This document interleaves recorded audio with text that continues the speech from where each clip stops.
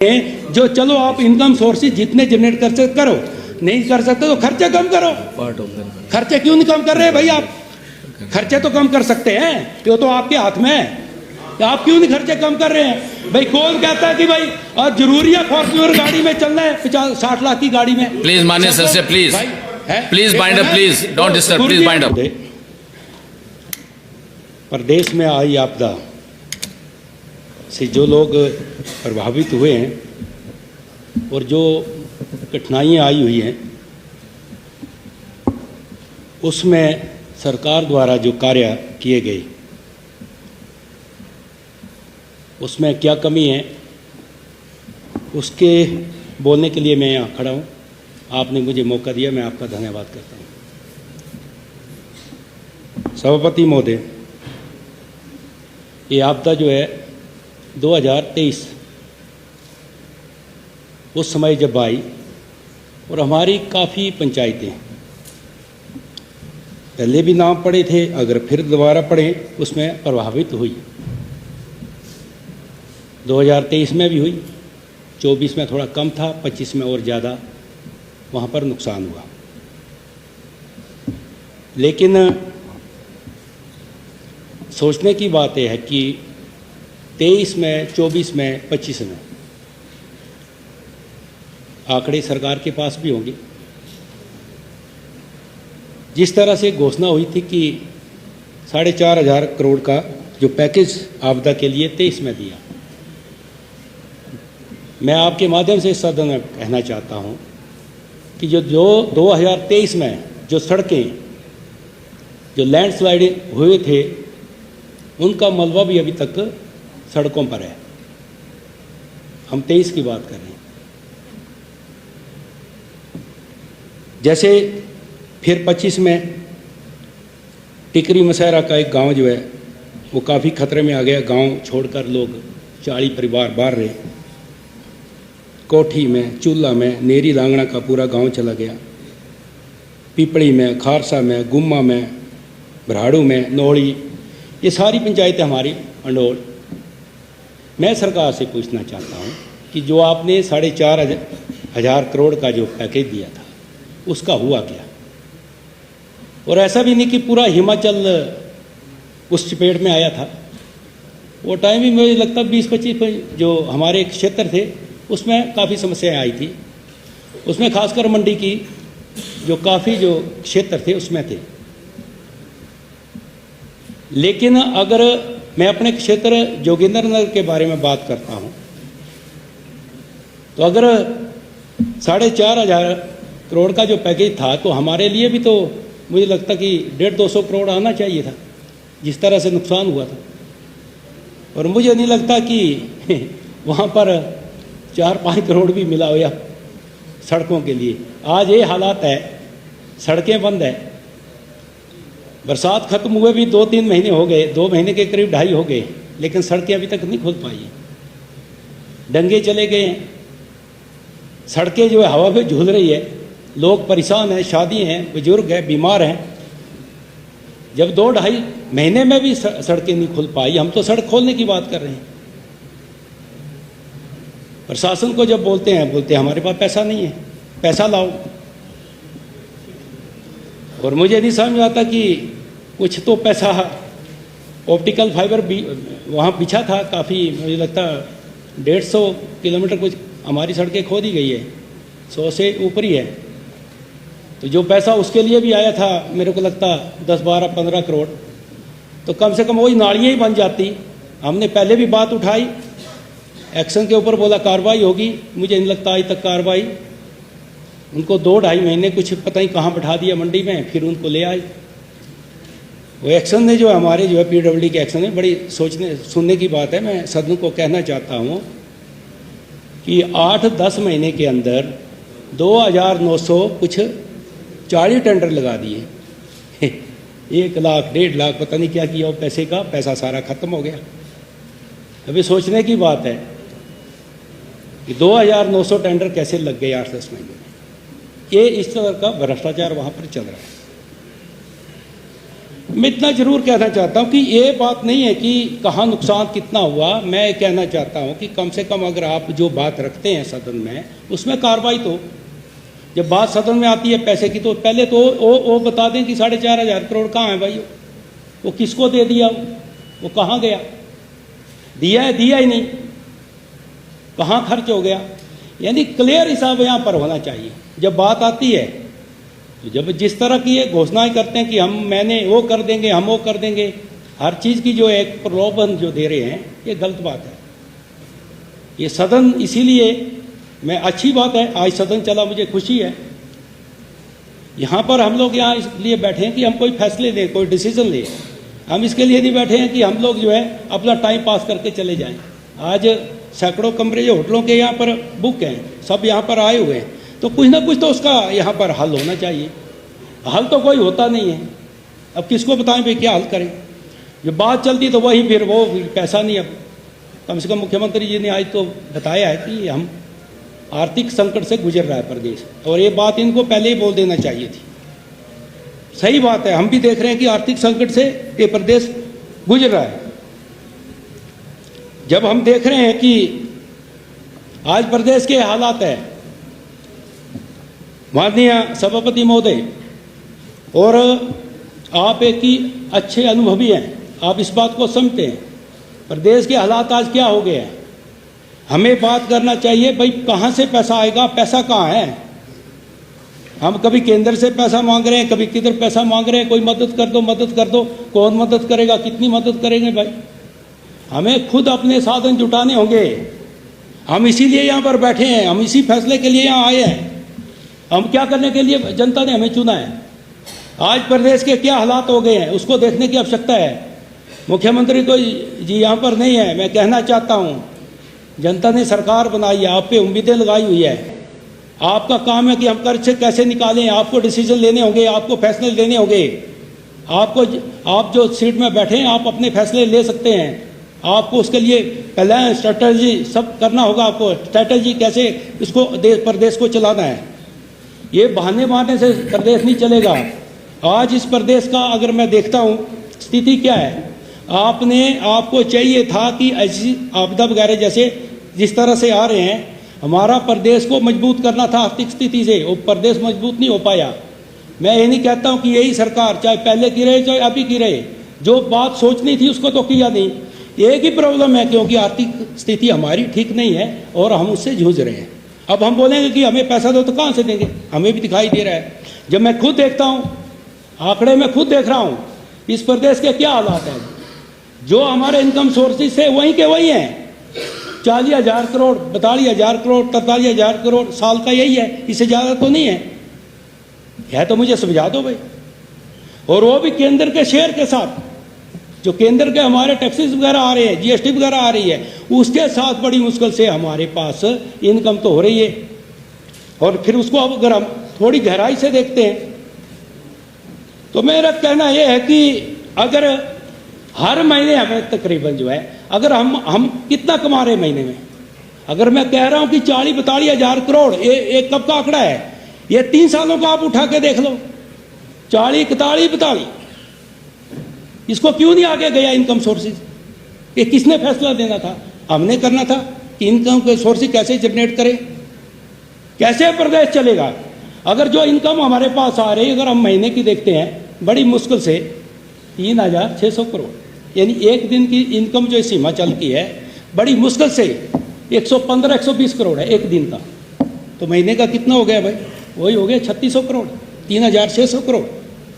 ये इनकम, इससे ऊपर आंकड़ा ही नहीं है इसका।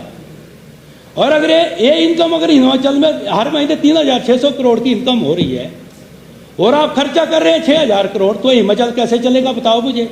और 3,600 करोड़ की अगर मैं बात करता हूं तो हमारे सैलरी देने में, अगर मैं महीने की बात करता हूं 115-120 करोड़ का हमारी इनकम है टोटल, वो भी केंद्र के साथ। हिमाचल की तो 50% भी नहीं है, इसमें 60% केंद्र का शेयर है। अगर उसकी मैं बात करता हूं तो 120 हमें महीने एक दिन में 120 करोड़ आ रहा है, तो हमें पर डे हर दिन जो है 40 से 45 करोड़ जो है सिर्फ सैलरी देने को चाहिए। दिन की बात कर रहा हूं मैं शॉर्ट में बता रहा हूं कि दिन की बात करो आप। किसी प्रदेश का क्या हो गया आज? 40 से 45 करोड़ जो है दिन में सैलरी को चाहिए। पेंशन के लिए हमें चाहिए, हर महीने हमें 1000 करोड़ पेंशन का जाता ही है। पेंशन के लिए हमें 30-35 करोड़ चाहिए एक दिन में। और रहा बैंक का, मेन जो बैंक जो आज कर्ज के इस पे दलदल में हिमाचल को उठा दिया, आज एक महीने का बैंक का जो 1,04,05 हज़ार करोड़ क्रॉस कर गया है। ये हिमाचल के हालात हैं। उसको भरने के लिए हर महीने हर दिन हमें तकरीबन हर महीने हमें 35-40 करोड़ चाहिए। ये टोटल अगर तीनों को मिलाते हैं तो ये तीनों को अगर मैं मिलाऊं तो ये तीनों जो है 120 करोड़ हो रहा है। ये तीन चीजों का पैसा है जो हमारी इनकम है। 120 करोड़ इनकम है एक दिन की, 120 करोड़ खर्चा तीन चीजों का है। तो भाई आप कहाँ से हॉस्पिटल चलेंगे, कहाँ से एजुकेशन सिस्टम चलेगा, कहाँ से रोड बनेंगे? क्या आप क्या एक्सपेक्टेशन कर रहे हैं? क्यों ऐसी इस भावना से हम उठे हैं? पहले तो हम ये तो करें कि इसकी आर्थिक स्थिति कैसे हो सही हो। बड़े दुख के साथ मुझे कहना पड़ रहा है, यहाँ पर हम आते हैं होश में, भाई ड्रामा नहीं चलेगा। बाहर आए हा हू करके निकल गए। जनता ने आपको चुना है, हमारा फर्ज है कि हम जनता जो हमको चुनकर भेजा है तो हम उसकी बात करें, इस सदन को चलाएं कि हम कैसे इनकम सोर्सेज जनरेट करें। सबसे बड़ी प्रॉब्लम है ये सारा झूठ है। ये मुख्यमंत्री बता दिया मुझे, ये आपके मंत्री बैठे हैं, भाई आप कहाँ से पैसा लाओगे? बता तो दो मुझे भाई कहाँ से पैसा आएगा। तब तो आया तो है ही नहीं आज तक। बार बार परिवर्तन हुआ है, चेंज हुआ है, सरकारें चेंज हुई है। अब कहते हैं फिर वो एक ही बात है, अब बोलेंगे फिर वो पुराने वाले जो हमें कर्ज के छोड़ गए विरासत में। एक माननीय सदस्य बोल रहे थे कि वो जयराम ठाकुर जो है 80,000 करोड़ का जो विरासत में छोड़ गया। अरे प्रजापति महोदय, सभापति महोदय, मैं आपसे विनती करता हूँ, बार बार हमारा क्या काम है इधर आके एक दूसरे को ब्लेम लगाना। कर्ज वो कर गया, वो खा गए। अरे भाई अगर किसी ने गलत किया है तो आपने कार्रवाई क्यों नहीं करते? आप 3 साल क्यों बैठे हैं आप इधर? डिसीजन लो अपना। ये बहानेबाजी नहीं चलती, बहुत हो गया। हर एक की लिमिट है। जब अगर किसी ने गलत किया आप कार्रवाई करो भाई। 80,000 करोड़ का माननीय जयराम ठाकुर के ऊपर डाल रहे हैं। 80,000 करोड़ का बोला, एक माननीय सदस्य बोल रहे थे, एक बोल रहे 75,000 करोड़, एक बोल रहे पता नहीं, अलग अलग बोलते हैं। एक बोलते हैं 90,000 करोड़। देखो मैं सभापति महोदय, कम से कम ये कर्ज हुआ कैसे हिमाचल को? एक कर्ज नहीं सारा बेड़ा गर्क कर दिया आज। अगर एक कर्ज का हमें 35-40 हज़ार करोड़ महीने, मैं बोलता दिन का नहीं भरना पड़ता, महीने का कम से कम हमारा 1200-1400 करोड़ जा रहा है कर्ज के लिए। ब्याज दे रहे हैं हम। अगर ये देने नहीं पड़ता तो हर कंस्टिट्यूंसी को, मेरी क्या आपकी भी कंस्टिट्यूंसी को 20-25 करोड़ हर महीने में मिलता। जो बैंक को पैसा जा रहा है फ्री का जा रहा है, ब्याज भर रहे हैं। तो अगर 20 करोड़ मेरी कंस्टिट्यूंसी को मिलता तो मैंने क्या कर देना था वहां? ये तो साल में नहीं है कि किसने। तो मेरी आपसे एक रिक्वेस्ट है, मैं रिक्वेस्ट चाहता हूं, प्लीज इसको नोट करें। क्या रिक्वेस्ट है कि जो जो भी मुख्यमंत्री रहे हैं हमारे सब माननीय हैं, ये कर्ज कौन कौन करके गया तो उनका भी एक लगा दो ना सदन में, ताकि हम ये बात ही नहीं करें फिर कि कौन खा गया कौन ले गया। इसने अपने कार्यकाल में कितना कर्ज लिया, इस हाउस में लगना चाहिए। एक बात तो खत्म हो जाएगी कम से कम। जब भी बात हुई है इसी पे बात हुई, भाई वो खा गया वो ले गया, तो हम भी देखना चाहते कि कौन क्या कर गया उसको तो देखो। आज अगर 2000 देखो, अगर मैं चुनकर आया 2018 में 17 में 18 में सरकार बैठी, वो टाइम इस प्रदेश को 47,200 करोड़ कर्ज था। और ये जो है 7 और 8 सालों के बीच में एक कर्ज चला गया 1,04,05 हज़ार करोड़। अब आप बताओ अगले 7 सालों में ये कर्ज हो जाएगा डबल, 2.5 लाख करोड़। तो 2.5 लाख करोड़ होगा तो हमारी तो 3 कम नहीं है जितना कर्ज भरने को चाहिए। क्यों नहीं इन्होंने इसका साधन किए? क्यों सरकारें चुप रही? क्यों कर्ज लेते रहे? मुख्यमंत्री जी तो यहाँ है ही नहीं, आपकी सब में। मैं ये कहना चाहता हूं कि ये अभी भी कुछ नहीं बिगड़ा है, ऐसा नहीं है। लेकिन अगर मुख्यमंत्री को स्टैंड लेना होगा, जनता ने चुना है। आपने क्या किया भाई 3 साल तक? आपने क्यों इनकम सोर्सेस जनरेट किए? आपको पता था भाई? किया तो बता दो, रखो इधर भाई कितना करोड़ किया आपने। कर्ज क्यों लिया 40,000 करोड़ भाई, 35,000 जो भी लिया, वट एवर, 34 लिया, 35 लिया, 40 लिया, आपने क्यों नहीं किया इसके बारे में? तो आपने क्यों कर्ज लिया? मैं जनता ये नहीं सोचना चाहती है कि किसने किया। जिन्होंने गलत किया हम ये साइड आ गए, तो आप तो अच्छा करके दिखाते। जनता वो सोचती है। तो 3 साल हो गए, कब दिखाओगे बताओ आप? आज प्रदेश के हालात है, शर्म लगती है हमें भी। हम किससे मांगे पैसा? किससे पैसा मांगे भाई? कहां से मांगे? कहां पैसा? मैं कहता हूं कि जब जो इनकम सोर्सेज आपको जो उसकी बात की आप लोगों ने आज तक, भाई क्यों? आज कितने दुख की बात है, एक बच्चा इस प्रदेश में पैदा होता है, उसको हम आते क्या गिफ्ट ले 1.5 लाख का कर्जा तू भी पकड़ भाई। क्यों? नई जनरेशन को भी आप इसमें धकेल के जा रहे हैं। अरे क्या नहीं होता है, आपके पास अपॉर्चुनिटी है, हिमाचल प्रदेश में ऐसा कि नहीं है, हम कर सकते हैं, हमारे पास साधन है, लेकिन इसके बारे में किसी ने नहीं सोचा है। बस एक ही बात है, कर्ज लो और भरो। अब कर्ज की भी लिमिट है, अब कहाँ जाएं बोलो? अब हाथ खड़े हो गए। अब तो भाई यहाँ पर अब चाहते हैं कि यहाँ पर विकास हो, कहाँ से विकास होगा? विधायक निधि भी नहीं है, बुजुर्ग जो है बेचारे जो है सड़कों पर है, कोई बोलते पेंशन नहीं है, जो बेचारे 4-5 हज़ार में नौकरियां कर रहे हैं, चाहे पटवारी हेल्पर है, चाहे IPH में लगे हुए हैं, 5-5 हज़ार उनको मिलती, वो भी समय पे है ही नहीं, 5-6 महीने से सैलरी नहीं है।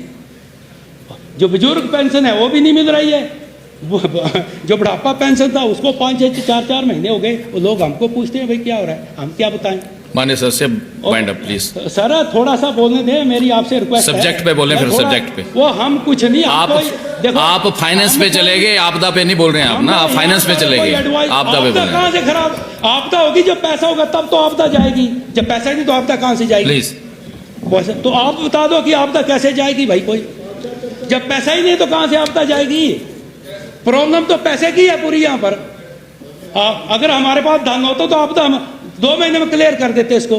कहाँ जाएं बोलो आप भाई? हमको सबको, मैं कोई सरकार को नहीं बोल रहा हूँ, हम सबको हमको साधन करना पड़ेंगे, इनकम सोर्सेज हिमाचल की बढ़ाना पड़ेगी, खर्चे कम करना पड़ेंगे, 3-4 चीजें हमें ध्यान में लाना। नहीं तो ये सदन ज्यादा दिन नहीं चलेगा। कहाँ से चलेगा भाई? ये कोई मुझे बता दो कहाँ से चलेगा है? मैं कहता हूं कि इसको किसी भी हालत में जो भी आप कर सकते हैं, मेरी आपसे भी रिक्वेस्ट है। देखो जनता ये नहीं सुनना चाहती, जनता बहाने नहीं चाहती है, जनता ये नहीं चाहती भाई हमारे पास नहीं है, जनता ये नहीं चाहती कि हम कर्ज पे डूब रहे हैं। मैं कहता हूं कि हमें फैसले लेने होंगे, जो भी फैसले लो, इस प्रदेश को बचाने के लिए फैसले लेने पड़ेंगे। नहीं, ये जो आपदा भी आई है, हाँ इकट्ठे होके ये जो आपदा आई है, अब कल को कुछ और आ गया तो कहाँ जाएंगे बताओ आप? है कोई रास्ता हमारे पास? हमारे पास कुछ चीज़ें हैं कि हम इसको कर सकते हैं। हम कोई इंडस्ट्री लगाएं, कोई फैक्ट्री लगाएं, कोई जैसे माइनिंग से हम करें, कुछ होटल इंडस्ट्री से करें, हमारे बोर्ड निगम सारे लॉस में जा रहे हैं, उससे हम कुछ फ़ायदा उठाएं। हमारे जो प्रोजेक्ट है हाइड्रो प्रोजेक्ट, उससे हम कुछ करें। भाई कुछ ना कुछ तो करना पड़ेगा। यहाँ पर बात क्या होती है, मेरे को वो नहीं मिला, मेरी कंस्टिट्यूंसी को नहीं मिला, कहाँ से मिलेगा? पैसा कहाँ है? पहले कहाँ है पैसा? किससे मांगे बताओ आप? पैसा ही नहीं है तो कहाँ से है?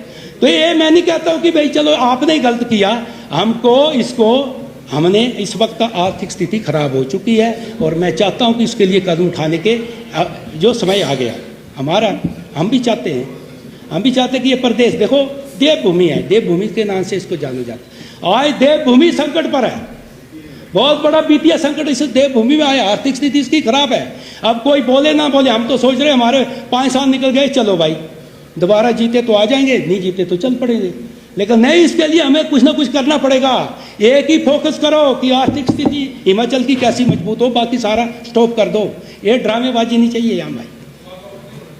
और चलो जो भी हुआ, लेकिन अभी तो आगे तो कुछ करें। मैं चाहता हूँ कि एक ही बात होना चाहिए कि इसको हम मजबूत कैसे करें, ये होना चाहिए। और ऐसा नहीं है, हम लोगों ने बड़ी दुनिया देखी है, हम इस चीज़ को समझ सकते हैं कि भाई कैसे इसको इनकम सोर्सेज को कैसे बढ़ाएं। हमने पूरी उम्र यही काम किए हैं, ऐसा नहीं है कि नहीं करते हैं, लेकिन भाई पहल तो आपको करना होगी। जब आप चुप रहेंगे भाई खराब हो गया, अब बोल रहे हैं 1500 करोड़ नहीं आया। अरे 1500 करोड़ से क्या कर लोगे भाई? ये एक महीने 1500 करोड़ से क्या हो जाएगा? ये तो हर साल आपदा आ जाएगी, कल को फिर कुछ हो जाए। हमें अपने साधन जुटाने होंगे। हम जो दूसरों पे जो आदमी कभी भी दूसरे की नज़र रखता मुझे उधर से आ जाओ, वो कामयाबी नहीं होता है। हमें साधन जुटाने होंगे। आप क्यों दूसरे की सोचते, मिल गया ठीक है, नहीं मिला और वो भी नहीं है। मांगने का भी तरीका होता भाई, एक तो मांग भी रहे हैं, ऊपर से ब्लेम भी लगा रहे हो, हमें नहीं मिला। ऐसे नहीं होता है, ऐसे नहीं होता है। कोई चीज़ अगर आप संकट में हैं तो उसके लिए साधन जुटाते होते हैं। वो देखो उधर उस दिन कल परसों जो एक दूसरे के ऊपर हम कीचड़ उछाल रहे हैं, उसने वो कर दिया, उसने वो कर गया, वो खा गया, वो चला गया, मुर्दाबाद जिंदाबाद। उससे जनता हिमाचल की एक दिन देखना चाहती है, बहुत हो गया, ये जनता बाहर करती है, सदन में काम होना चाहिए। सरकारी नारे नूरे छोड़ ये भी लगा रहे थे, ये लगा रहे थे सरकार सारे सबके लिए बोल रहा हूँ भाई। प्लीज मैं कहता हूँ, देखो मैं कहता हूँ प्लीज बाइंड अप प्लीज। देखो ये जो समय है, चलो पहले हुआ, आप इस सदन को जो 25 साल 40 साल पहले चलती थी वैसे चला रहे हैं। आज जमाना कहाँ है, टेक्नोलॉजी का जमाना है, आप पिछली से चल रहे हैं। अब ये समय इसका है कि एक दूसरे के ऊपर कीचड़ उछाले, एक दूसरे को यहाँ पर ये करें कि आपने वो कर दिया, आपने वो खा गया। अरे खा गया तो कार्रवाई करो भाई। जनता को ऐसे हम लोग हिमाचल की जनता को बेवकूफ बना रहे हैं, वो खा गया, वो खा गया। किसके ऊपर कार्रवाई नहीं की? खा गए तो करो, तुम्हारी सरकार क्यों नहीं कर रही? आप फैसले लो। आप गलत है, जो गलत है। आप लोगों को इनकम सोर्सेज कोई नहीं, एक ही काम, प्लीज बाइंड अप प्लीज। खर्चे कम करो। सर बोलने दो थोड़ा, 20 मिनट हो गए प्लीज। ऐसा है वो मैं सजेशन, देखो I am not giving advice, advice नहीं दे रहा हूं मैं, सजेशन सुझाव ये है कि कुछ कर जाए हम प्रदेश को। और बोलने जब कोई अच्छी बात बोलते सब विरोधी तो सुन लो, ये सबकी फायदे की बात है। ये कोई मैं गलती बोल रहा हूँ या मैं कोई आपकी सरकार के ऊपर नहीं ब्लेम कर रहा हूँ, मैं सबके ऊपर लगा रहा हूँ। तो कर्ज को इन्होंने थोड़े ने पीछे से होते आया। लेकिन एक देखो जयराम ठाकुर आदमी हमारे पूर्व मुख्यमंत्री, उनके ऊपर भी गलत कि वो विरासत बोलते 80,000 करोड़ विरासत में छोड़ गए। देखो गलत बात मत करो। वो टाइम भी मैंने देखा 17 से 20 तक, मैं 17 से हम चुन के आए थे, वो टाइम भी ऐसा था कि कोविड लगा, कोविड के कारण बड़ी प्रॉब्लम आई, लेकिन फिर भी कर्ज कंट्रोल में था भाई, फिर भी कर्ज कंट्रोल में था। कोशिश की, देखो 18-19 उन्होंने काम किया, 20 कोरोना लग पड़ा फरवरी में। देखो सच्चाई होना चाहिए, 20 कोरोना, 21 कोरोना, 22 चुनाव लग पड़े, ऐसा था उधर से। तो इस चीज़ को सोचो। और मैं सभापति महोदय भाई, चलो कोई बात नहीं, जो भी हुआ please don't disturb, please bind up. मैं फिर भी कहना चाहता हूं कि जैसे आदरणीय प्रधानमंत्री मोदी जी, चलो ये भी सही बात है, कोशिश करेंगे कि कैसे भी करके हम कर्ज से निकलें ताकि हमारे हालात सही हो। फिर हम चाहे आपको भी सरकार को कहना चाहता हूं कि अपने जो, चलो आप इनकम सोर्सेज जितने जनरेट कर सकते करो, नहीं कर सकते तो खर्चे कम करो। खर्चे क्यों नहीं कम कर रहे भाई? आप खर्चे तो कम कर सकते हैं, ये तो आपके हाथ में है। आप क्यों नहीं खर्चे कम कर रहे हैं भाई? कौन कहता है कि भाई जरूरी है फॉर्च्यूनर गाड़ी में चलना है 50-60 लाख की गाड़ी में? प्लीज माननीय सदस्य please bind up, please don't disturb, please bind up. भाई सबको हम भी चाहते महिंद्रा की जीप ले लो, सबको, हमको भी ले लो, सबको ले लो। लेकिन मेरा भाई वो पहले जैसा नहीं है। वो गुरुजी पहले हालात कुछ और थे, माननीय सदस्य please address to the chair, please address to the chair. संकट में और मैं भी देखो हमारा प्लीज बाइंड अप। हम भी तैयार हैं, हम तैयार हैं, इसीलिए तैयार है कि हम इस प्रदेश की, जो एक हमारा हिमाचल प्रदेश एक देवी देवताओं का प्रदेश है, इसको हम कदर करें। और मेरा जो कुछ हमारा समय जो था हमने अपने लिए, लेकिन अब हम प्रदेश के लिए कुछ करना चाहते हैं, वो प्रदेश के लिए करेंगे। और जो हमने कदम उठाए उसमें हम आगे चलेंगे। बस मुझे सबसे बड़ा खतरा, बाकी सब ठीक है, सारे हमारे माननीय विधायक ठीक है, कोई किसी की सोच नहीं है, लेकिन एक कि हम इसको हिमाचल को कैसे इससे बाहर निकलें, इसके लिए हमें प्रयास करने होंगे, मिलजुल के हमें कार्य करना होगा। और हम एक दूसरे के ऊपर मत गलत बातें उठाओ, इससे ना हमारा भला होगा, ना सरकार का होगा, ना आपके क्षेत्रों का होगा। ये एक बदनामी का ही काम है। यहाँ फैसले लो ऐसे इस तरह के लो। और मैं सभापति महोदय, मैं एक अपना डिसीजन लेता हूँ। जब तक ये प्रदेश जब आर्थिक संकट से गुजर रहा है, मैं प्रकाश राणा MLA जूनर, मैं आज के बाद हर महीने 1 रुपये अपनी सैलरी लूँगा जब तक के संकट से बाहर नहीं आता है। और इसके लिए मैं प्रयास करूँगा। ये मेरा अपना फैसला नहीं, सबकी बात हम नहीं कर सकते गुरुजी, हमारा फैसला है। मुख्यमंत्री बोल रहे हैं भाई है ही नहीं, कुछ भी नहीं है, बहुत सही बोल रहे हैं, नहीं है। हमें पता है कि हमारी इनकम से 3 ही चीज़ें नहीं चल रही है।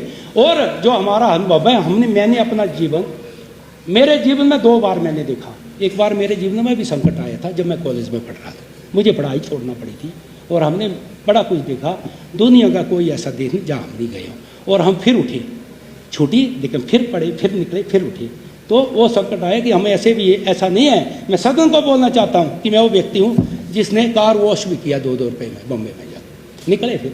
लेकिन ऐसा नहीं है। तो हम हिमाचल के लिए कर सकते हैं, जो हमारा एक्सपीरियंस है। तो मैं जब तक मैं अपना 1 रुपया अपनी सैलरी करता हूँ, जब तक ये हिमाचल इस संकट से नहीं निकलता। आपने सभापति महोदय, मैं एक बार फिर आपका धन्यवाद करता हूँ, आपने मुझे मौका दिया। आपदा से या आर्थिक संकट से, ये क्लियर कर दो। आर्थिक संकट से। और कौन सा संकट है? आर्थिक और आपदा नहीं, आर्थिक संकट से हिमाचल बाहर नहीं निकलता है तब तक हम जो है, मैं जितना भी मेरा एक जो कुछ मैं कर सकता हूँ, जो मेरी सोच है, जो मैं कुछ कर सकता हूँ, मैं प्रदेश के लिए करूँगा। ठीक है, थैंक यू। एक बार फिर मैं आपका बहुत बहुत धन्यवाद करता हूँ। आपने मुझे बोलने का मौका दिया। धन्यवाद।